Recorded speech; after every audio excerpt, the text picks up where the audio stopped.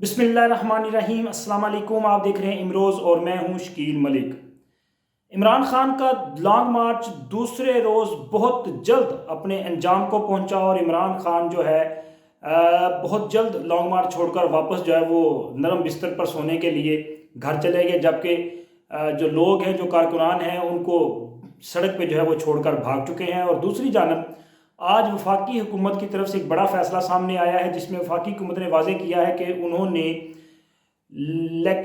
इमरान खान के साथ, ये लॉन्ग मार्च करने वालों के साथ मुज़ाकरात के लिए ना तो कोई कमेटी कायम की है और ना ही इनको मुज़ाकरात की कोई दावत दी गई है। और इसके साथ साथ एक बड़ी बात भी सामने आई है कि तहरीक इंसाफ के रहनुमा अमीन गंडापुर जो हैं, उनकी और एक नामालूम शख्स की जानब से जो मुबैना कॉल ऑडियो रिकॉर्डिंग है ये सामने आई है, जिसमें असला इकट्ठा करने की और बंदे इकट्ठे करने की जो है बात सामने आई। और ये एक बड़ी जो है वो तशवीशनाक खबर है, जिसका कि पहले ही खदशा जाहिर किया जा रहा था और फैसल वाडा ने भी इसी किस्म की जो खदशात थे, जो ख़तरात थे, उनसे आगाह किया था। ये तमाम मामला सामने आए हैं और हुकूमत ने एक बार फिर लॉन्ग मार्च के ख़िलाफ़ जो सुप्रीम कोर्ट जाने का फ़ैसला किया है। ये तमाम मामला और इनके अंदर के जो हक़ाइक़ हैं वो आपके साथ शेयर करने हैं, लेकिन उससे पहले ये दरख्वास्त है कि हमारे चैनल को सब्सक्राइब कर दें। अगर हमारी वीडियो आपको पसंद आए तो इसे लाइक कर दिया करें और अपनी फ्रेंड्स के साथ इन्हें शेयर भी किया करें। इमरान खान का आज जो लॉन्ग मार्च था, जिसका दूसरा रोज़ था, ये तो आज तख़ीर से इसका आगाज़ हुआ। और तख़ीर से आगाज़ की वही वजह है कि इमरान खान और इनकी जमात जो उम्मीदें लगा के बैठी थी, वो तमाम उम्मीदें जो हैं वो पानी का बुलबुला साबित हुई हैं और इन उम्मीदों पर एक तरह से पानी फिरा है। चूँकि अवाम ने बुरी तरह से मुस्तरद किया है, बिलखसूस लाहौर से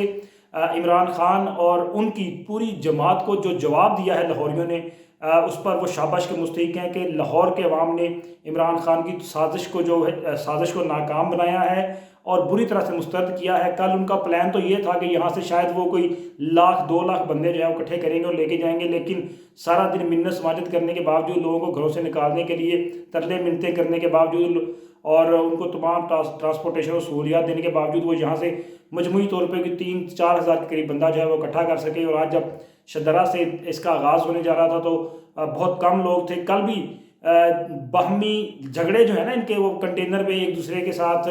वो भी चलते रहे और आज भी यही सिलसिला जो है वो चलता रहा। और आज तो इमरान खान की जो है वो हवाइयाँ उड़ी हुई भी नज़र आ रही थी, वो खुद भी फ्रस्ट्रेशन का शिकार नज़र आ रहे थे कि बंदे नहीं हैं जी, कहाँ से लेके आने हैं। दावे तो कर रहे थे 20 लाख लोग लेके जाने हैं, यहाँ पे मेरे 20,000 बंदा इकट्ठा करना भी जो है ना वो क्या कहते हैं, जान के लाले पड़ गए जनाब इन्होंने।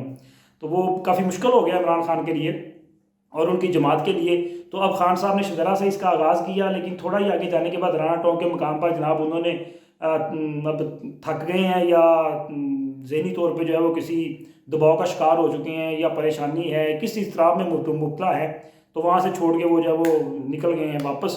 जाके जो है ख़ुद आराम करेंगे और सड़क पे जो है वो छोड़ गए हैं जनाब फैमिलीज़ को, बच्चों को, बुज़ुर्गों को, जो भी लॉन्ग मार्च का हिस्सा है,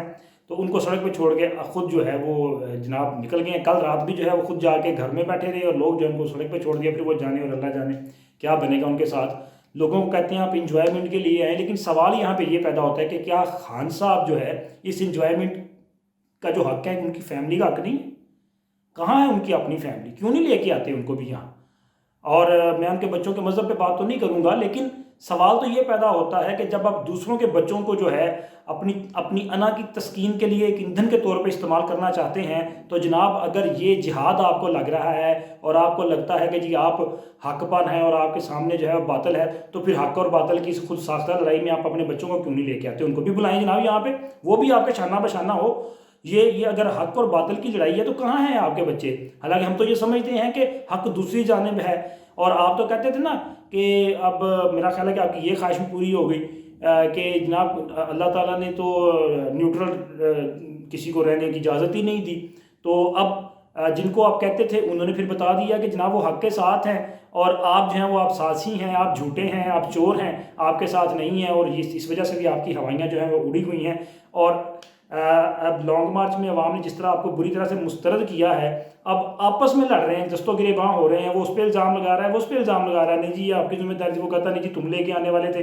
तो अब कौन लेके आएगा? लोग तो आने के लिए तैयार नहीं है। लोग बेवकूफ़ तो नहीं बनेंगे ना आपसे बार बार। आपके इस झूठे बयानिए की कितनी देर में लोग जो है वो इसके जद में रहेंगे? बिल आखिर जो है ये तो होना ही था। और अब आपकी इस یہ جو مقبولیت والا وہ ببل پھٹا ہے نا، تو اب آپ کی اس پوری حقیقت جب عیاں ہوئی ہے تو جناب وفاقی حکومت نے آج فوری طور پہ جو ہے وہ بتا دیا کہ جناب ان کی تو حیثیت ہی کوئی نہیں ہے، کون سے مذاکرات اور کس طرح کے ان سے مذاکرات کریں، یہ کرنے کیا آ رہے ہیں، یہ اگر نعرے لگا رہے ہیں، یہ دھمکیاں دینے کی کوشش کر رہے ہیں اور سمجھ رہے ہیں کہ کوئی ان کو یہ حکومت کو یا اداروں کو پریشرائز کریں گے تو یہ ان کی بھول ہے۔ ان کا اصل جو ایجنڈا ہے یہ ملک میں انتشار پیدا کرنا چاہتے ہیں، افراتفری پیدا کرنا چاہتے ہیں، ناؤذ باللہ، یہ اللہ میرے منہ میں خاک کہ یہ جو میں سوچ رہا ہوں کہ ایسا، چونکہ فیصل واڈر نے بھی یہ کہا نا کہ ان کا اصل ایجنڈا جو ہے یہ خون خرابہ ہے، یہ ملک میں ایک خانہ جنگی جیسی صورتحال پیدا کرنا چاہتے ہیں، جس کا پلان جو ہے اب تو کھل کے سامنے آ گیا ہے۔ آپ نے وہ علی امین گنڈا پور کی جو آڈیو ہے وہ تو آپ کے سامنے آ چکی، سب کے سامنے آ چکی ہے کہ کیسے وہ بات کر رہے ہیں جی بندوقوں کا بندوبست ہو گیا ہے، بندوں کا بندوبست ہو گیا ہے، تو کدھر حملہ کرنے جا رہے ہیں آپ وہ انڈیا پہ حملہ کرنے جا رہے ہیں، کسی اور کے پر حملہ کرنے جا رہے ہیں، کشمیر آزاد کروانے جا رہے ہیں، کیا کرنے جا رہے ہیں؟ کہ یا پھر آپ عمران خان کی ذاتی انا کی تسکین کے لیے جو بہکائے گئے لوگ ہیں،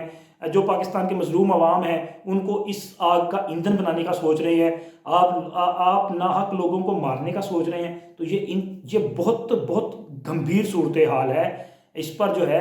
حکومت جو ہے وہ بالکل چوکس بھی ہے اور ہمارے ادارے بھی چوکس ہیں، اور وہ اس کی تیاری کر کے بیٹھے ہیں کہ اگر اس طرح کا کوئی واقعہ ہوگا تو پھر ادارے جو ہیں وہ حرکت میں آئیں گے۔ اور یہ آپ ذہن سے نکال دیں، وہ جو کہتے ہیں نا کہ جی ہم نے چوڑیاں نہیں پہنی ہوئی، تو جناب ریاست سے طاقتور آپ نہیں ہیں، آپ کچھ بھی کریں آپ ریاست سے طاقتور نہیں ہیں۔ اور پاکستان جو ہے اس کی پاکستان